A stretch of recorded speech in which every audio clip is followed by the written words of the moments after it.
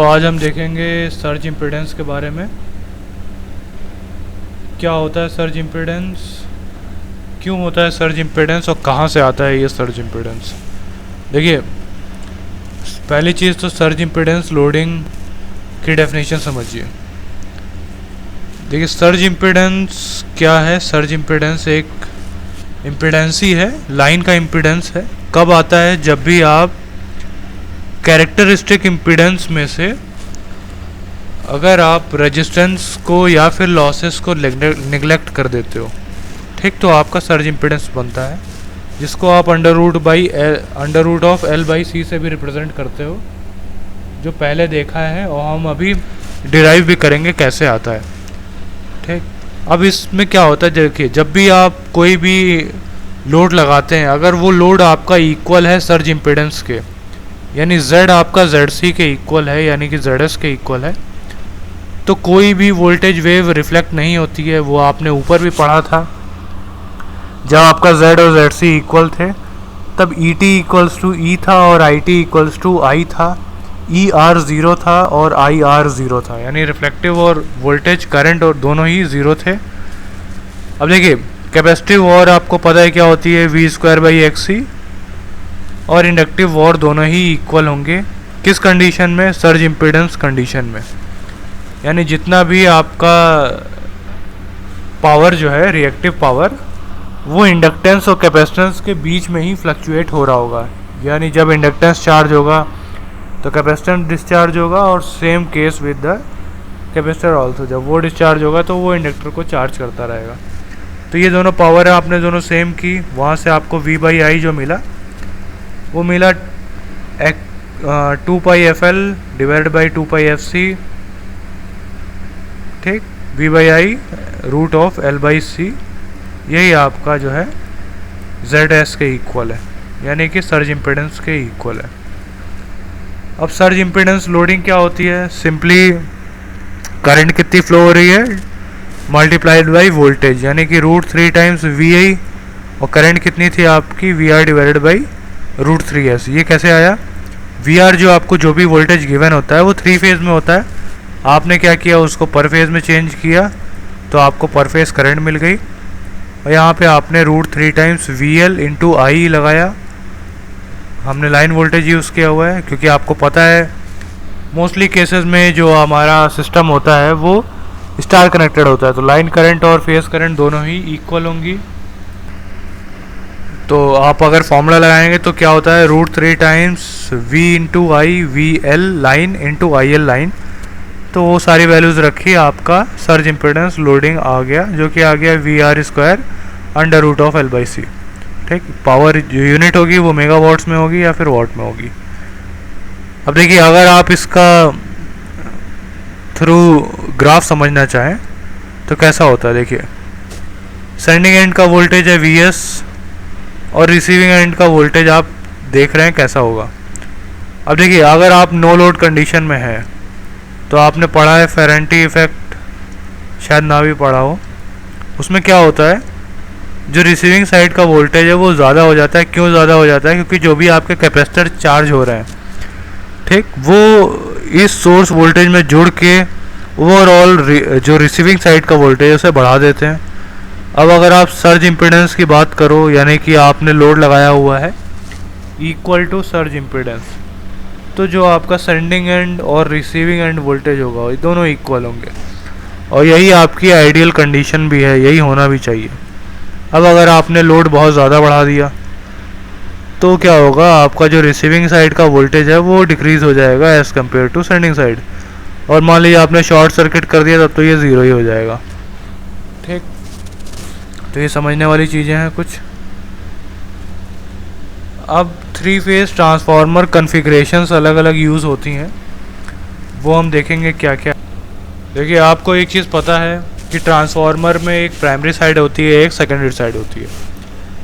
अब अगर आप 3 फेज ट्रांसफार्मर यूज़ कर रहे हो तो 3 फेज ट्रांसफार्मर में क्या क्या कॉन्फ़िगरेशन हो सकती है। देखिए, 3 फेज ऑब्टेन करने के लिए आप कैसे कर सकते हो, आपने 3 सिंगल फेज ट्रांसफार्मर लिए और इन तीनों को जोड़ दिया तो आपको 3 फेज मिल गया। कैसे, दिखाता हूँ मैं।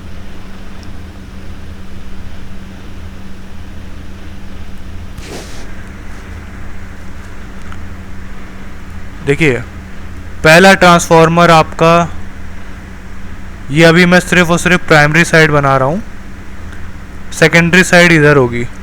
ठीक, मान लीजिए ये आपका ए फेज था, उसी तरीके से आपने एक दूसरा ट्रांसफार्मर यूज़ किया, ये आपका पहला था, ये आपका दूसरा ट्रांसफार्मर था, और आपने एक तीसरा ट्रांसफार्मर भी यूज़ किया। तो अब होगा क्या, ये आपका है तीसरा। अब अगर आप चाहो तो इनको यूज़ कर सकते हो एज अ 3 फेज ट्रांसफार्मर। आपको करना क्या है, सिंपली इनको जोड़ देना है आपस में। तो ये एक 3 फेज नेटवर्क बन गया। ट्रांसफार्मर ये है, ट्रांसफार्मर ये है, और ट्रांसफार्मर ये भी है। 3 सिंगल फेज ट्रांसफार्मर थे, इनको आपने सीरीज़ में कनेक्ट कर दिया। तो आप देख पा रहे होगे कि अगर मैं ए, बी और सी लिखूं तो ये आपका एक स्टार कनेक्शन बन रहा है।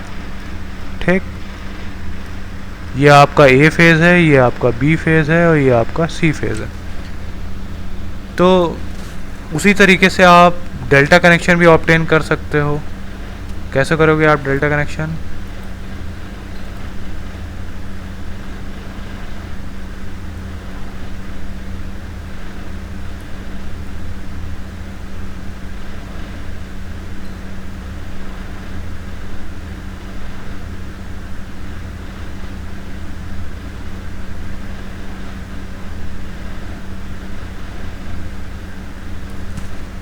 डेल्टा कनेक्शन के लिए आपको क्या करना पड़ेगा, सिंपली इन दोनों को जोड़ना है, इन दोनों को जोड़ना है, और ये वाले कनेक्शन ले आकर के आपको इसको जोड़ देना है। ठीक, तो आपका एक डेल्टा कनेक्शन बन जाएगा, ए फेज़, बी फेज़ और सी फेज़।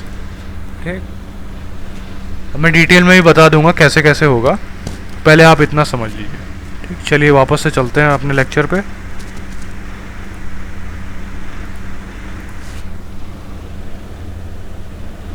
तो आपके पास जो कॉन्फ़िगरेशंस हैं वो मैंने यहाँ पे दिखा दिया है। देखिए क्या क्या पॉसिबिलिटीज़ हैं। प्राइमरी साइड जो है वो डेल्टा हो, सेकेंडरी साइड भी डेल्टा हो। प्राइमरी साइड डेल्टा है, सेकेंडरी साइड स्टार है। ठीक, primary side star, secondary side delta. तो ये कॉम्बिनेशन आप बना के देख सकते हो। मोस्टली इतना पोर्शन ही इम्पोर्टेंट है, नीचे वाला पोर्शन कोई पूछता नहीं है और नहीं कभी आता है। ठीक, तो चलिए देखते हैं क्या क्या यूज़ हो सकता है। अब देखिए 3 फेज ट्रांसफार्मर अगर आपका स्टार और डेल्टा कॉन्फ़िगरेशन है तो कैसे होगा। अब प्राइमरी साइड मान लीजिए आपकी स्टार है और सेकेंडरी साइड आपकी डेल्टा है, तो आप इसको कैसे ड्रॉ करेंगे। देखिए प्राइमरी साइड आर फेज़, ये रहा आपका बी फेज़, और ये सी फेज़। अगर आप इन तीनों को कनेक्ट कर दो तो इनका एक कॉमन पॉइंट बनेगा 2 2 2, यहाँ पे वो 2 जंक्शन होगा। ठीक, जो कि हमारा न्यूट्रल है। ठीक, और जो 1 1 1 है ये आपके ए बी सी टर्मिनल हो गए। अब आपको क्या करना है, डेल्टा कनेक्शन बनाना है सेकेंडरी साइड पे। तो जैसा मैंने आपको बताया था, पहले को आखिरी से जोड़िए, उसके बाद पहले को आखिरी से, और इनके आखिरी को इनके पहले से जोड़ दीजिए। तो देखिए आपको डेल्टा कनेक्शन मिल गया आसानी से। ठीक, दिख रहा है आपको आर वाई बी फेस। तो ये आपका हो गया स्टार डेल्टा कॉन्फ़िगरेशन। पढ़ना चाहो तो आप इसको पढ़ भी सकते हो। उसके बाद है डेल्टा डेल्टा कॉन्फ़िगरेशन। इन्होंने तो बहुत टिपिकल बना के रखा हुआ है, लेकिन आप इसको आसानी से इसी फॉर्म में बना सकते हो। मैं बनाता हूँ। तो देखिए आपको क्या बनाना है, डेल्टा हो आपका प्राइमरी साइड में और डेल्टा हो आपका सेकेंडरी साइड में भी। ठीक, तो इसको स्टार्ट करने के लिए देखिए ये आपका हो गया पहला कनेक्शन,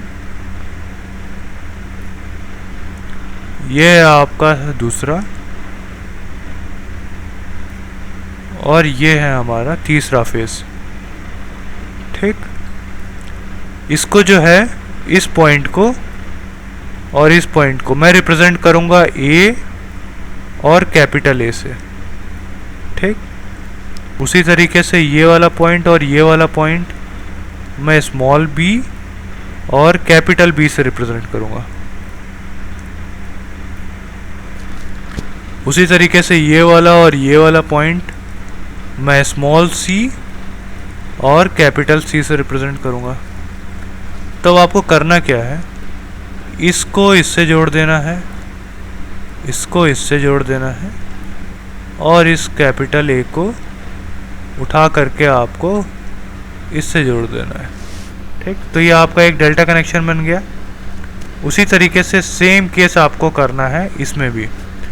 तो अब अगर आप इसका डेल्टा कनेक्शन लिखो, मतलब प्राइमरी साइड का अगर आप डेल्टा देखो तो वो कुछ ऐसा बनेगा।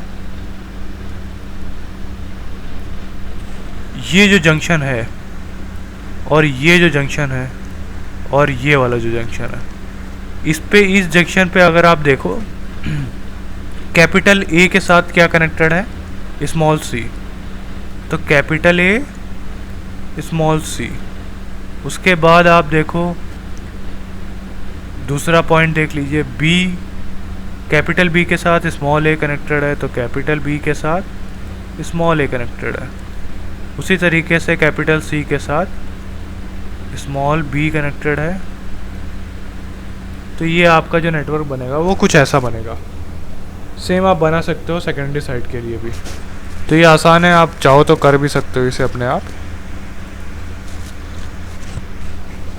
उसके बाद आता है आपका स्टार स्टार कनेक्शन। सेम वैसे ही बना लीजिएगा, कोई दिक्कत नहीं होगी आपको इसको बनाने में। अब थोड़ा सा मैं आपको कुछ आइडिया दे देता हूँ। अब देखिए, किसी भी फेज़, दो फेज़ का वोल्टेज अगर आप 100 ले रहे हैं, ठीक, तो फेज़ टू न्यूट्रल वोल्टेज कितना होगा, 100 डिवाइडेड बाई √3, वो इन्होंने 57.7 लिया। तो इतना आपको घचपच दिखाने की ज़रूरत है नहीं, आप सिंपली ऐसे दिखाया करिए, कोई दिक्कत नहीं होगी। अगर आपको स्टार कनेक्शन दिखाना है तो आप उसको भी दिखा सकते हो। कैसे दिखा सकते हो, स्टार बनाना है आपको और इधर आपको डेल्टा कनेक्शन बनाना है। ठीक, इसके आप डिटेल में आप पढ़ोगे, मैं आपको बता भी दूंगा कि कैसे ग्रुप बनते हैं इनके। 30 डिग्री का, 180 डिग्री का।